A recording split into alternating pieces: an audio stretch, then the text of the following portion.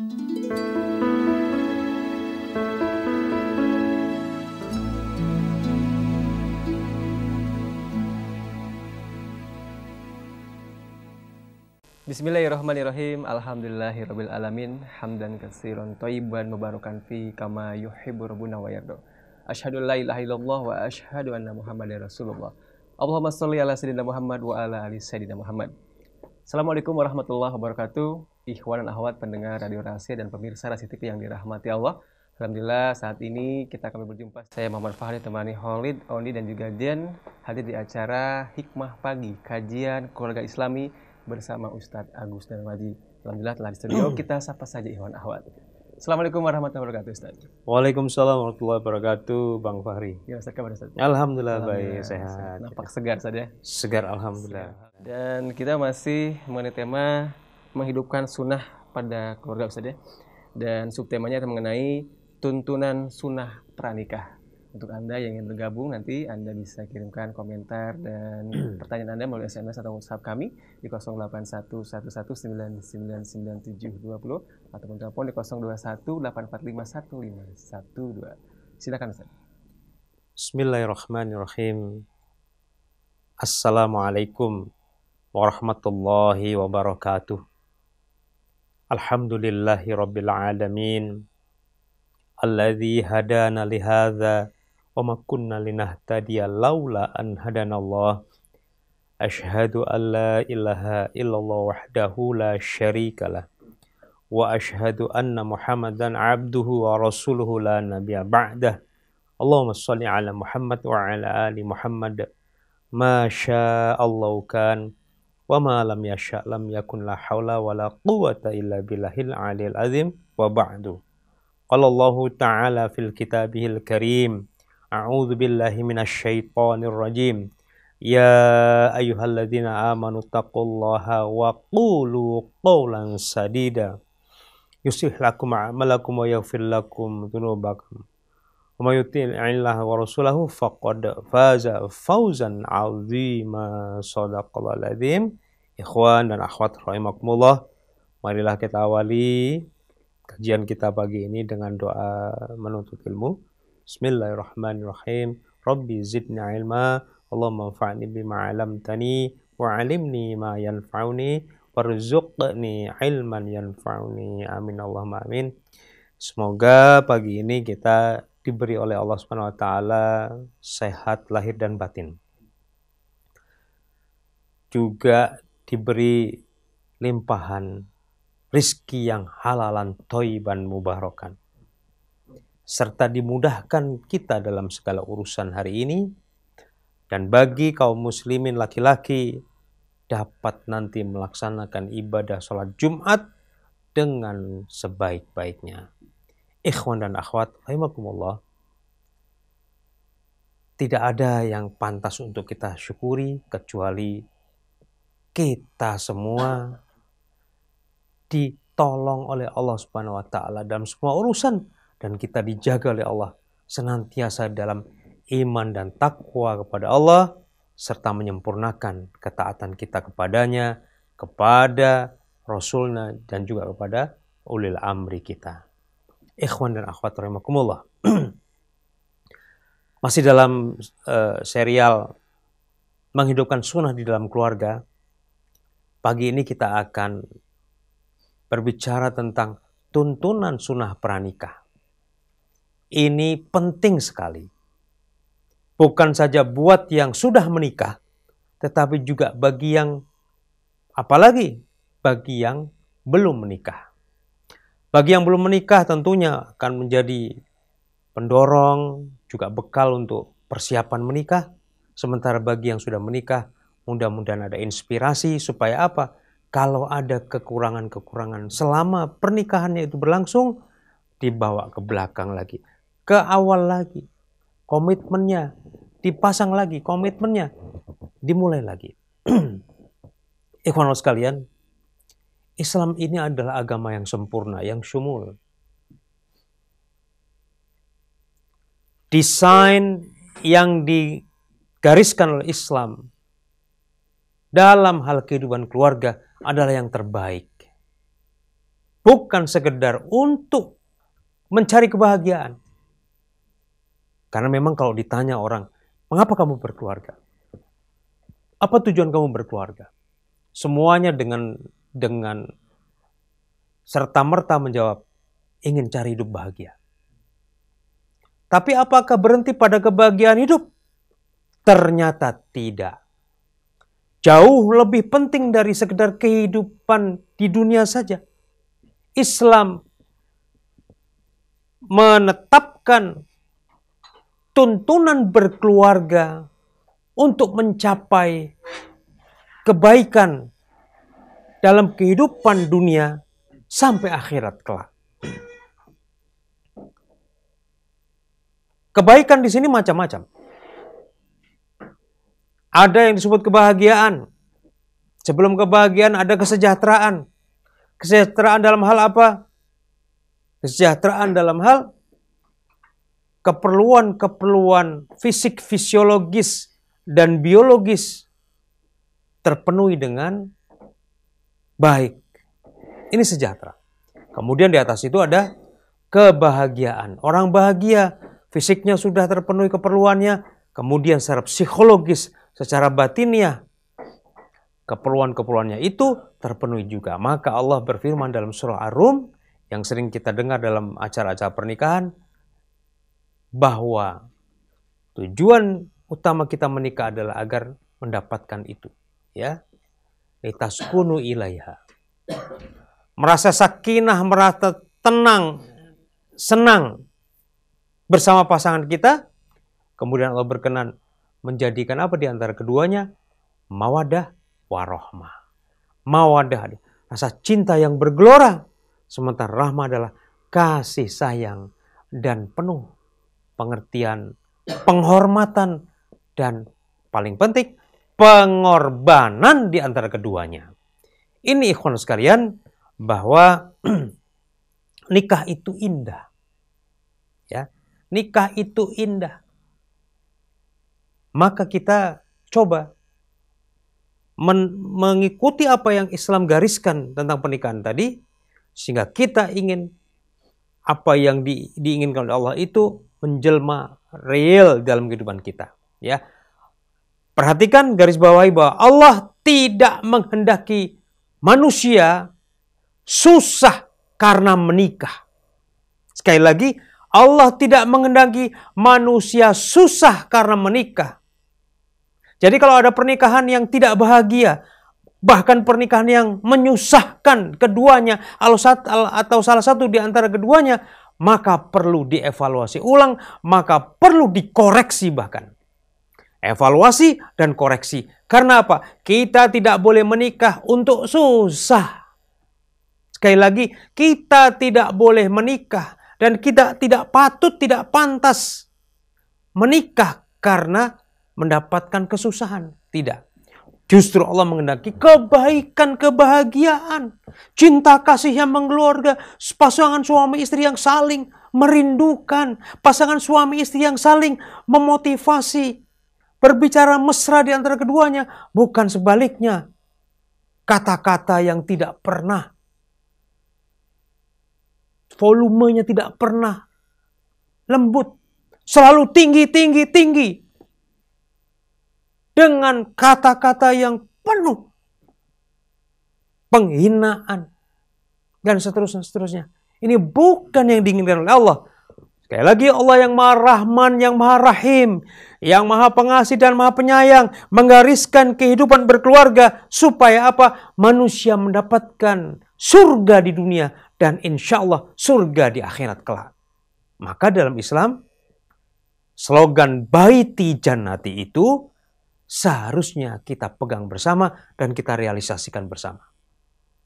Nah, ikhwan sekalian, untuk mendapatkan keluarga atau rumah tangga yang penuh dengan keberkahan, penuh dengan kebahagiaan, cinta kasih, kemudian juga kemuliaan hidup, maka hendaknya kita semuanya mengikuti apa yang dituntunkan oleh sunnah dalam proses pranikah. Maka kita lihat Kenapa orang tidak bahagia dalam pernikahannya? Ada sesuatu yang ditinggalkannya ketika mau menikah. Dalam proses pranikah itu ada sesuatu yang ditinggalkannya dalam hal sunnah. Maka perhatikan betul apa yang Allah gariskan dan apa yang Rasulullah tuntunkan. Nah, para ibu sekalian, bagaimana seharusnya kita menjalani proses pranikah? Proses pranikah ini tidak bisa dimaknai waktunya bertahun-tahun atau berbulan-bulan. Bahkan harian dan jam saja sudah bisa disebut pranikah. Karena ada orang hitungan jam dia sudah bisa menikah. Cocok dengan suatu perempuan. Kemudian diajak menikah. Menikahlah dia berikrar dalam akad nikah di depan walinya. Dan itu sudah sah. Ada tidak? Ada. Nah, ada juga yang bertahun-tahun. Dari mulai kuliah dia sudah mulai merencanakan pernikahannya. Lulus SMA umur 18 tahun. Dia sudah niat nanti umur 24 tahun saya akan menikah. Jadi ada sekitar 7 tahun dia mempersiapkan pernikahannya. Berapapun waktunya, tahunkah, bulankah, pekankah, atau harian, bahkan jamkah, tidak terlalu penting untuk kita permasalahkan. Namun sepanjang persiapannya matang, insya Allah sebuah pernikahan yang islami akan terwujud dengan baik. Maka yang kita perhatikan dalam pertama adalah mempersiapkan diri dengan matang. Ada yang tanya, matangnya seperti apa Ustaz? Apa seperti buah mangga di atas pohon?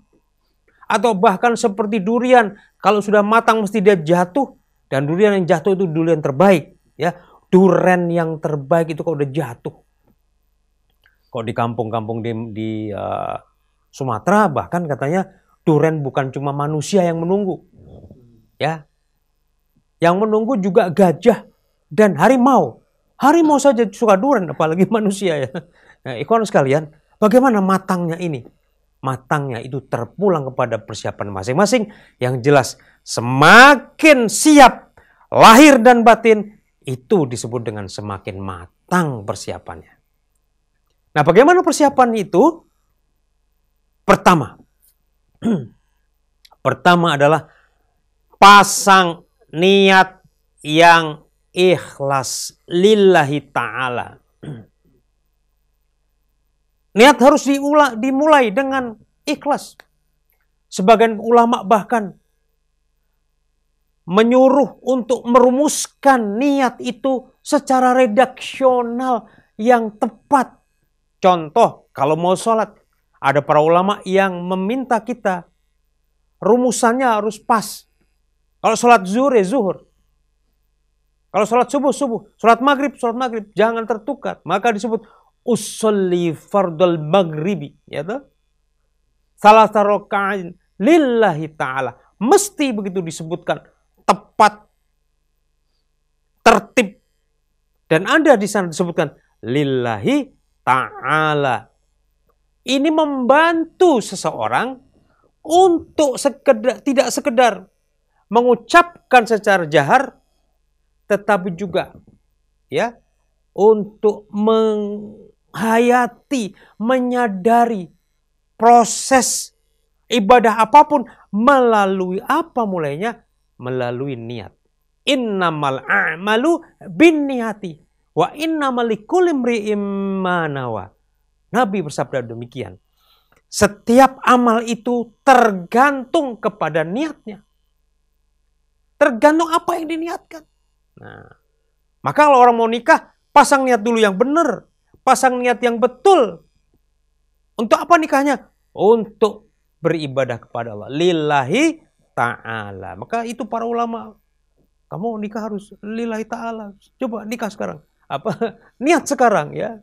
Niatnya udah niat belum? Nah, kaitan niat ini memang pernak-perniknya luar biasa. Ada orang ditanya, sudah naik haji? Belum. Sudah punya niat. Pengen sudah. Niat belum? Rasanya sudah pengen. Niat belum? Oh begitu Ustadz, harus diniati. Niat dulu, bukan sekedar pengen. Gimana niatnya? Pasangan dalam hati. Aku berniat melaksanakan haji lillahi ta'ala. Kapan terlaksana? Itu nanti rahasia Allah. Tapi kita udah pasang niat. Selama ini kamu punya apa? Cuma pengen aja. Pengen. Nah kalau sudah pasang niat, apa yang dilakukan? Lanjutkan persiapannya. Datang ke lembaga-lembaga yang membantu persiapan menunaikan haji. Serahkan setoran uang ONH, ya. Kalau mau menabung, menabunglah. Ya. Ini bagian dari realisasi niat tadi. Ya, jadi niat dengan betul yang ikhlas lillahi ta'ala. Supaya apa? Ke belakangnya semua ibadah kita itu diterima oleh Allah Subhanahu wa taala. Karena nikah itu ibadah yang spesial, ibadah yang besar. Tidak mungkin nikah dapat dilakukan kecuali dengan persiapan yang matang. Tidak boleh seharusnya kita menikah kemudian berniat untuk selesai dalam kurun waktu tertentu. Tidak boleh. Nikah kita itu daiman selamanya. Untuk dunia sampai akhirat. Kecuali nanti Allah berkehendak lain. Ada hal-hal yang secara syar'i menyuruh kita, ya, atau membuat kita menjadi alasan betul untuk apa? Menghentikan pernikahan. Itu urusan belakang. Tetapi di depan orang harus punya niat ikhlas dalam menikah. Ya. Kemudian ikhwan sekalian, niat ini dibarengi dengan apa? Persiapan yang kedua. Yang pertama niat. Mas Fahri tolong dicatat ya. Niat. Dia baru saja menikah nih, Mbak. Barusan saya kasih doa nih, ya. Doanya khusus untuk orang yang baru menikah, ya. Mudah-mudahan Allah berkahi ini Fahri ya. Bukan jomblo lagi sekarang, alhamdulillah. Sudah ada yang mengurusi, ya. Yang kedua, ilmu. Ya. Ilmunya harus ada. Bukan cuma sekedar nekat. Nggak pakai ilmu. Nikah ini ibadah yang besar. Ibadah yang menentukan nanti dia masuk surga apa neraka. Ini ibadah besar. Dan ibadah ini berlangsung bertahun-tahun. Kalau sholat barangkali hitungannya cuma menit. Sholat subuh berapa menit Bang? Paling 5 menit ya. Plus minus dengan doa kunut kalau ada yang sholat kunut pakai kunut ya. Itu 10 menit ya. Apalagi kalau subuh Jumat ya. Subuh Jumat ini disunahkan kita membaca 2 surah yang spesial. Yang sering Nabi lantunkan kalau sholat subuh berjamaah di hari Jumat. Apa itu? Pertama surah As-Sajdah. Yang kedua adalah surah Al-Insan Al-Adhar. Ya. Tapi banyak yang belum melaksanakan. Mudah-mudahan di kedepannya orang makin paham. Ya. Jadi kalau ada imamnya sudah membaca 2 surat itu, nikmat sekali kita. Dapat sholat subuhnya, dapat sholat karena sunnah tadi. Ya. Itu yang kedua. Jadi ilmunya harus pas. Harus pas ilmunya. Persiapannya apa yang harus saya lakukan? Inilah melalui ilmu tadi. Jadi karena panjang sekali rentang ibadah nikah ini, ya, maka Masya Allah.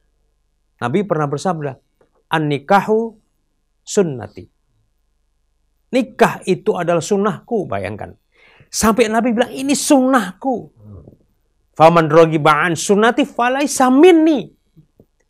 Barang siapa yang tidak menyukai, barang siapa yang membenci sunnahku, dia bukan dari golonganku. Nah, Nabi sudah bilang begitu. Yang tidak suka menikah, yang tidak suka mempersiapkan diri dengan benar-benar, ini tidak melaksanakan sunnah. Ya. Maka ilmunya yang betul. Nah, ikhwan sekalian, salah satu yang harus kita tuntut adalah dalam pernikahan itu, pertama, tujuan pernikahan. Yang kedua, tuntunan-tuntunan sunnahnya pernikahan. Ya. Tentang apa? Pertama, cara mencari jodoh. Ya, nanti kita bahas. Yang kedua, kalau sudah mencari jodoh, cara memilih jodoh. Ya. Sudah oke nih pilihannya, sudah mantap. Yang ketiga, naik lagi cara meminang, melamar atau khitbah. Yang keempat, mempersiapkan acara walimatul urus atau akad pernikahan dan sebagainya, pesta pernikahan. Ya. Kemudian selanjutnya, tidak kalah penting ini adalah gimana caranya mulai berhubungan suami istri. Dukhul nih gimana, ya kan? Banyak yang nggak paham. Ya. Karena apa? Ilmunya kurang. Jadi nikah jangan cuma sekedar modalnya modal nekat. Ada ilmunya. Ya. Mau sholat pakai ilmu. Mau nikah pakai ilmu. Semua hal tentang ibadah mesti harus pakai ilmu. Ya. Setelah dukhul, bertemu laki dan perempuan sebagai pasangan suami istri, kemudian mempersiapkan kelahiran anak. Lebih lanjut, bagian dari persiapan ilmu pernikahan itu adalah mendidik anak. Membangun keluarga yang sakinah mawaddah warahmah. Membentengi keluarga dari berbagai fitnah. Menghasilkan karya keluarga yang prestatif dan seterusnya. Ini ilmu yang mesti dituntut oleh para ikhwan dan akhwat yang akan melaksanakan pernikahan. Apakah itu pernikahan pertama, pernikahan kedua, dan seterusnya sampai pernikahan keempat, boleh saja. Ya, tapi ilmunya mesti benar. Apalagi kalau udah niat poligami, ya, udah niat poligami, wajib. Bukan cuma sekedar semangat nih ngapain. Ini sunnah Nabi, atau semangat sunnah Nabi. Kalau sunnah Nabi yang satu ini paling semangat nih laki-laki, ya kan? Tapi ilmunya ada belum? Udah baca belum? Kitab-kitab ilmu tentang ta'adud, menikah lagi. Nah, ikhwan sekalian, pertama niatnya ikhlas, yang kedua ilmu yang memadai, ya, ilmu yang pas, ya. Nah, kita mulai dalam hal ilmu ini kembali kepada tujuan pernikahan dalam Islam. Tuntunan sunnah itu mesti dilaksanakan. Orang menikah dalam Islam, tujuan utamanya adalah melaksanakan perintah Allah, mengikuti sunnah nabinya. Itu paling penting. Kalau kemudian ditambah, Ustadz, saya ingin melindungkan diri dari berbagai fitnah, karena fitnah biologis, syahwat biologis ini begitu dahsyat, itu bagus. Ditambah lagi apa? Ustadz, saya kepengen mendapatkan keturunan. Boleh. Wajib kalau kamu ingin mempertahankan garis nasabmu. Berikutnya, saya ingin mendapatkan kemapanan ekonomi. Itu juga tujuan. Nah, jadi Masya Allah. Pertama adalah ibadah kepada Allah. Ibadah kepada Allah. Nikah ini ibadah. Yang kedua, tadi nikah itu menghindarkan kita dari berbagai fitnah. Ya, karena apa? Kita mampu memenuhi tuntunan naluri biologis manusia. Sepanjang spesiesnya adalah manusia, tidak mungkin dia tanpa dorongan syahwat biologis. Mustahil. Tapi ada orang yang impoten, Ustaz. Impoten itu apa maksudnya? Impoten itu bisa maksud dia tidak subur. Tapi nafsunya ada nggak? Ada. Lihat perempuan. Kalau laki-laki. Lihat laki-laki. Kalau perempuan. Berhasrat tidak? Kalau dia berhasrat, itu normal. Nah, bukan sebaliknya. Yang normal dia anggap tidak normal. Laki-laki nggak boleh sesama Sekarang lelaki sesama lelaki. Ya. Innauzubillah. Nah, ikhwan sekalian, ini kita akan melaksanakan pernikahan ini untuk menghindarkan diri dari kehinaan. Karena apa? Nafsu biologisnya disalurkan dengan betul dan Islam sangat menghargai. Ya.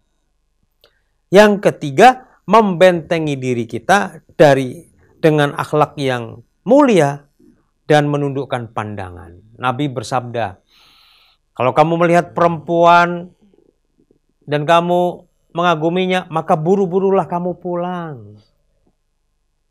Maka lihatlah istrimu dan kamu akan mendapatkan apa yang ada pada diri perempuan itu ada pada diri istrimu. Ya. Maka itu adalah wajib seorang perempuan berhias untuk suaminya. Tidak boleh seorang perempuan itu menyanyiakan dirinya.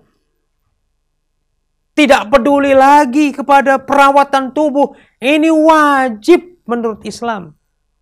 Merawat tubuh bagi para istri adalah hukumnya wajib. Supaya apa? Supaya suaminya merasa sakinah. Wajahnya tidak berpaling kepada perempuan yang lain. Matanya sejuk melihat sang istri.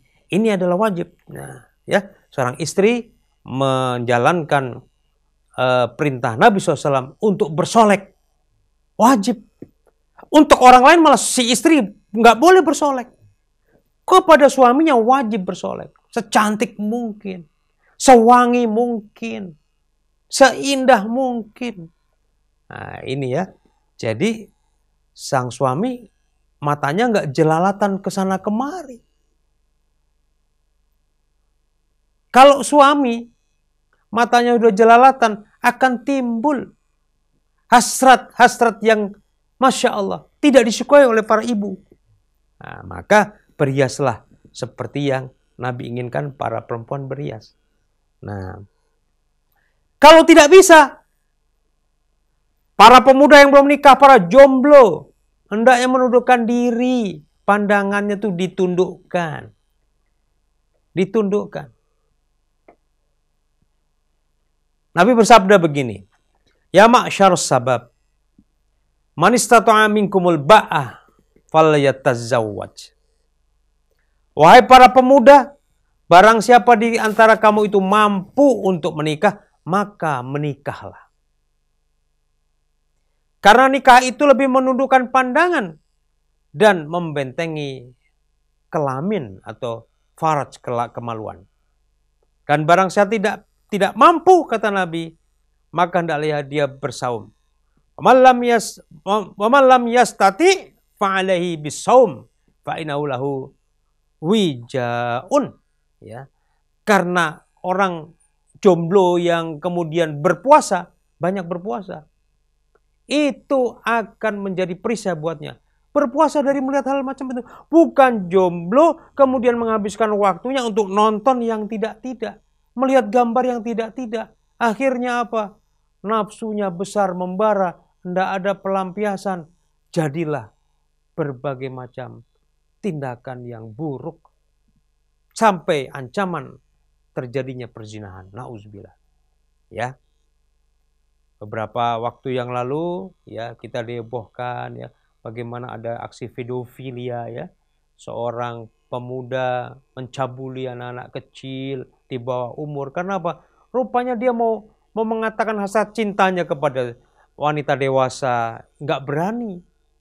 Tapi sehari-hari dia tidak menundukkan pandangannya. Berkhayal. Seksual fantasinya begitu liar. Akhirnya apa? Dia melakukan tindakan yang tidak patut. Ya. Nah, ikhwan sekalian, ini yang ketiga. Yang keempat, supaya apa? Kita menikah, menegakkan keluarga yang islami. Keluarga Islam itu berbeda dengan keluarga yang tidak Islam. Keluarga Islam berbeda dengan keluarga kafir. Keluarga Islam itu kelihatannya bedanya apa? Keluarga yang terjaga. Keluarga yang harmonis. Ini. Ya. Keluarga yang harmonis. Maka Masya Allah. Untuk maksud ini, Islam mempersyaratkan supaya terjadi rumah tangga yang harmonis, Islam mempersyaratkan yang pertama adalah calonnya adalah punya kesetaraan, kufu atau kafa'ah. Kalau terjadi perbedaan jangan jomplang. Ya. Yang istri dari golongan ningrat, ya bangsawan, kaya raya, suaminya orang yang ada di bawah. Ini bisa jomplang. Ya. Kecuali sang istri mau menurunkan dia punya harga diri, ya. Tidak masalah. Yang penting suamiku apa? Orang yang soleh. Nah, ya. Begitu juga suami. Mencari istri juga jangan terlalu jauh. Carilah yang kufu kafa'ah. Yang kemudian yang kedua adalah saleh dan salehah. Carilah calon yang salehah. Kalau tidak, Masya Allah.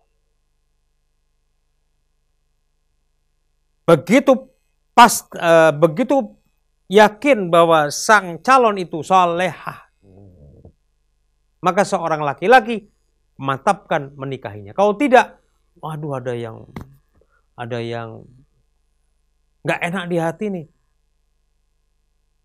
Berhenti. Kalau hati tidak penuh, tidak yakin, tidak mantap, berhenti. Prosesnya berhenti. Cari calon yang lain. Kalau Anda paksakan juga karena apa? Sudah terlanjur sayang. Tapi di dalam hati kita, dalam hati Anda ada sesuatu, aduh, ini nanti akan jadi ibu yang jutek kepada anak-anaknya. Berhenti. Hati Anda sudah berbicara di situ. Hati kecil yang tidak disentuh oleh syahwat, tidak disentuh oleh cinta yang buta, mengatakan perempuan ini bahaya kalau jadi istri, jadi ibu nanti. Kenapa? Dia egois.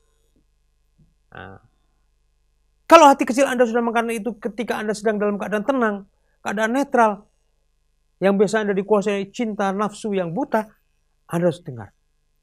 Dan balik kanan, minta maaf, mengundurkan diri dari proses itu. Apalagi kalau belum di khidbah ya, nggak apa-apa. Daripada nanti Masya Allah, Anda dirongrong karena ternyata sang istri bukan wanita yang solehah. Ya. Nabi bersabda, ad-dunya mata. Dunia ini perhiasan, penuh dengan perhiasan. Wa khairu mata'iha al-mar'ah solehah. Ya. Wa khairu mata'id dunya, kata Nabi SAW, al-mar'ah solehah. Dan sebaik-baik perhiasan di dunia adalah wanita yang solehah. Ini pegang pesan Nabi. Karena apa? Semua keindahan dunia tidak akan terlihat. Tidak akan Anda bisa rasakan kalau apa? Istrinya tidak solehah. Anda akan dirongrong. Kebahagiaan Anda tidak akan terjadi. Bahkan Anda dirongrong lahir batin. Anda bisa mati kurus. Tidak bahagia karena apa? Istrinya ternyata wanita yang fasik. Wanita yang tidak solehah. Nah, ini kan Masya Allah. Ya. Kemudian dalam hadis yang lain, Nabi juga berpesan. Khairun nisa, kata Nabi, allati tasurrahu idza nadhara ilaiha wa tuti'uhu idza amara wala tukhalifahu fi nafsiha wala maliha bima yakrahu. Sebaik-baik perempuan adalah yang menyenangkan suaminya apabila dilihat. Mentaati suaminya kalau diperintah. Dan tidak menyelisihi atas dirinya dan hartanya dengan apa yang tidak disukai suaminya. Ini wanita soleha luar biasa. Dimensinya sudah diletakkan oleh baginda Rasulullah. Ya, menyenangkan suami. Kalau dilihat, apa maksudnya? Wanita soleh itu bersolek. Berias make up-nya pol buat suami. Masya Allah. Aduh, suaminya sarungan terus di rumah dia. Ya, nggak pengen lama-lama di luar rumah. Karena apa? Aduh, istriku itu luar biasa. Wanginya luar biasa. Bukan wangi parfum yang biasa. Ini wangi rempah yang indah. Subhanallah. Ya. istriku hebat sekali kalau pakai pakaian padanannya luar biasa. Kalau pakai jilbab pun subhanallah. Terbayang-bayang terus ke tempat kerja. Ini Masya Allah. Ini istri yang solehah. Pastikan istri yang solehah itu yang pertama kata Nabi. Itu menyenangkan, menyejukkan mata suami. Karena senang bersolek. Ya kan? Yang kedua, taat kepada suami. Ini ya. Banyak istri yang tidak taat sama suami. Ya. Diperintah. Nanti dulu. Sabar kenapa sih ya? Gitu. Istri yang soleh nggak ada begitu.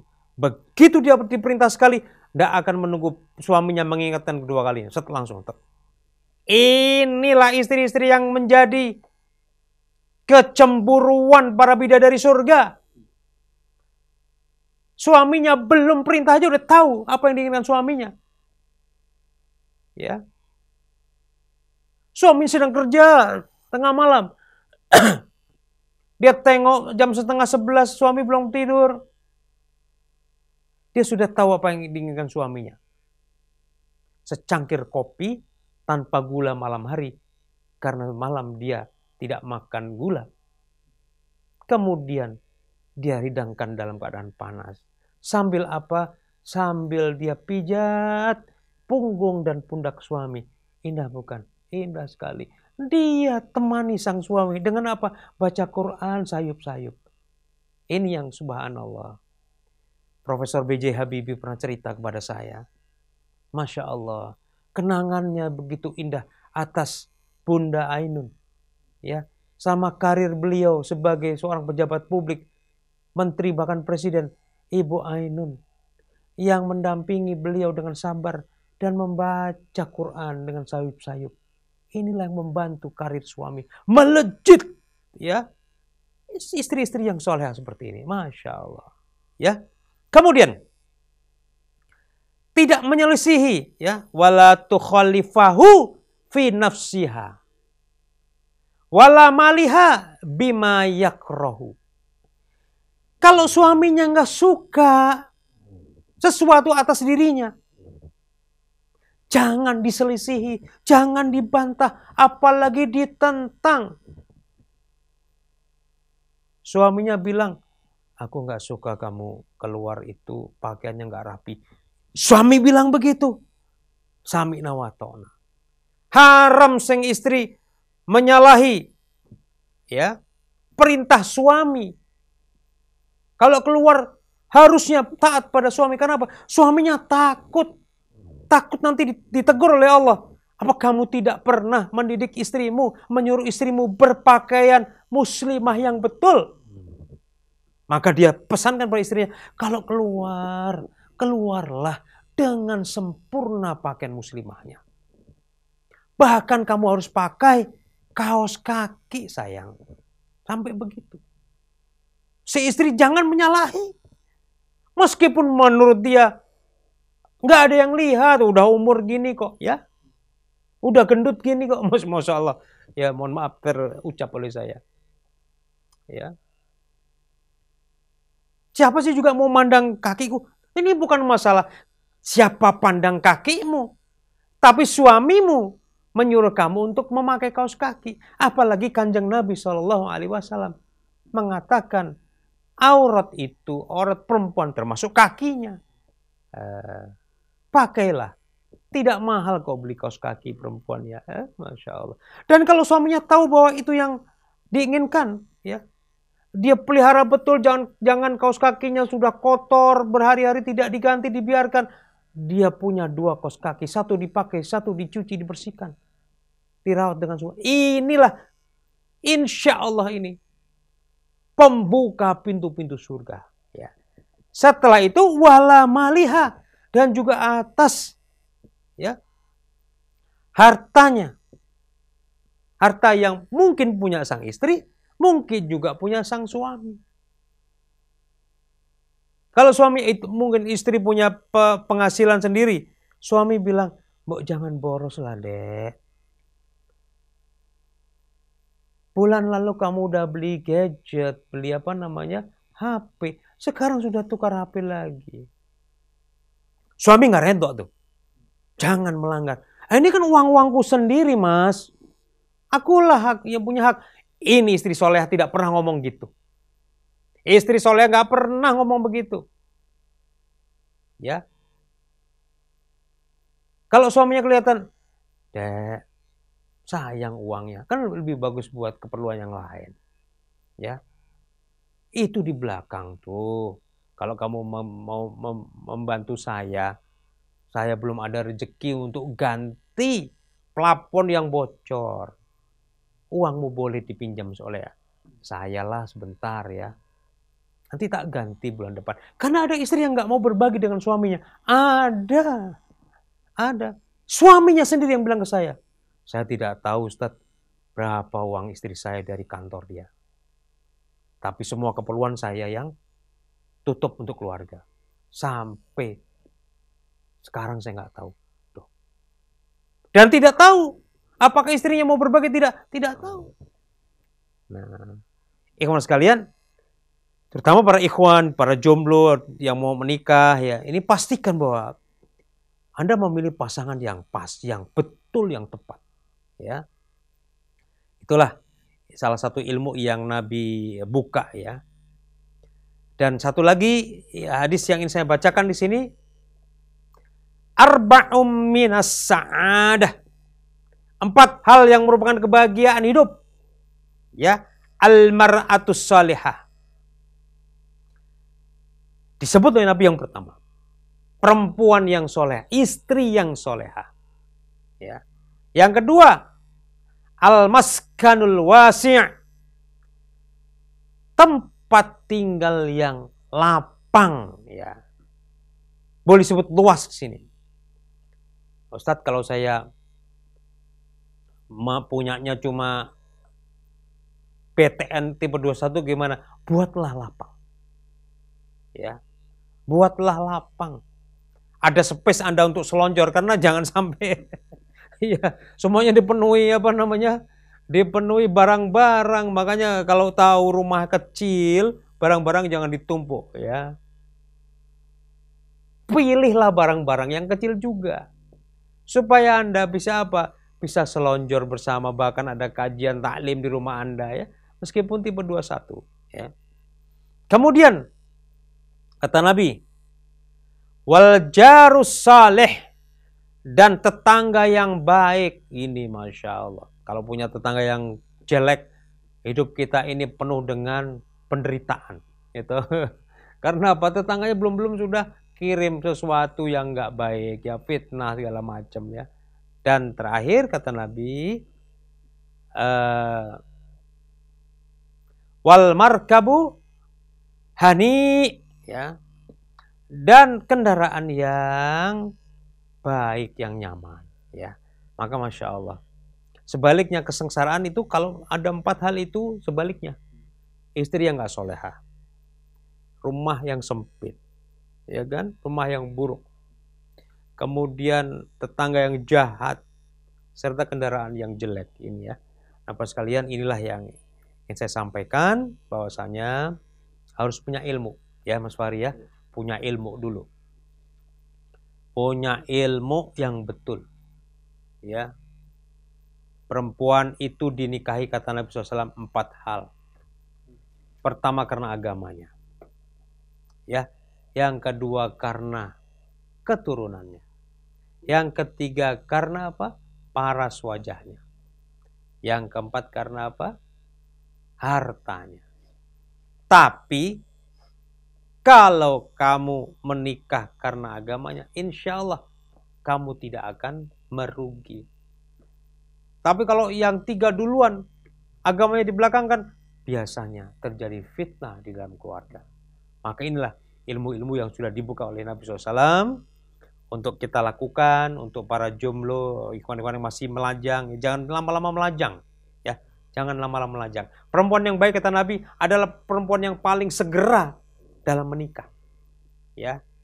Anak-anak kita ya yang sudah siap nikah meskipun belum selesai kuliah, saya sarankan ya. Saya sarankan disegerakan menikahnya. Insya Allah kuliahnya makin lancar ya, dengan komitmen yang kuat. Demikian mudah-mudahan Allah Subhanahu wa taala memberkahi kita sekalian dan keluarga kita dan juga anak-anak kita yang akan melaksanakan pernikahan. Amin Allahumma. Ya, bagaimana telah kita bersama simak kajian keluarga Islami bersama Ustadz Agus Suramaji menghidupkan sunnah pada keluarga dengan subtema tuntunan sunnah pranikah. Sudah tadi kita dengarkan bersama-sama, dan untuk Anda yang bergabung silakan Anda bisa kirimkan pertanyaan melalui SMS di 0811199720 atau telepon di 0218451512. Kami segera kembali.